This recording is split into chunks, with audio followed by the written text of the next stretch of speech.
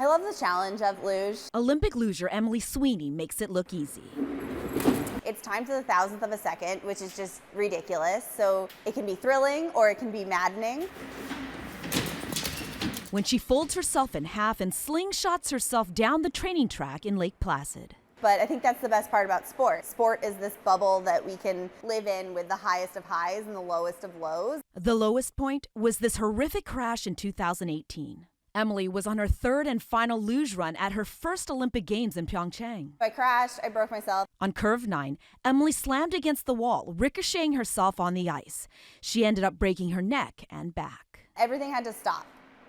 Everything stopped. I couldn't sit up for too long without my neck spasming. I couldn't lay down for too long without my back spasming. I walked on a treadmill for like 6 minutes and everything would spasm and I'd have to lay down. Suddenly, this fierce competitor who has an ever-present smile found herself in a very dark place. That's all consuming. There's never a moment when you're not aware that this sucks. It took 6 months for her bones to heal, but even when she was cleared to train again, she wasn't sure she had it in her. I went on a walk with one of my coaches and I was so frail. I mean, I lost 20 pounds. I was so just frail and weak. And I said to him, do you think it's possible? Do you think I can podium this year? And I couldn't say it with a straight face because it felt so far-fetched. But then he thought about it and he said yes. And I could see that he actually believed it. And I didn't understand how he could have believed it, but I knew he believed it.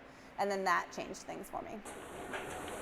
3 months later, Come on, Emily, go! Emily was back on her sled. Great run here for the American Sweeney. Just 9 months following that devastating crash, she was sliding her way into a bronze medal at the World Cup in Whistler, Canada.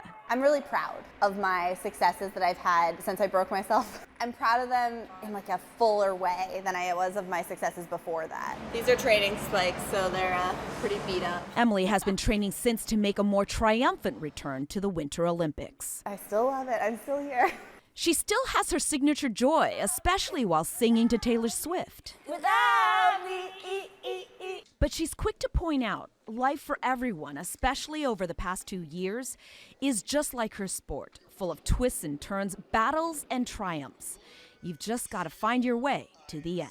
It's not sunshine and rainbows all the time. It can't be. There's a lot of really low points and challenging times, but those also make you appreciate the good times more.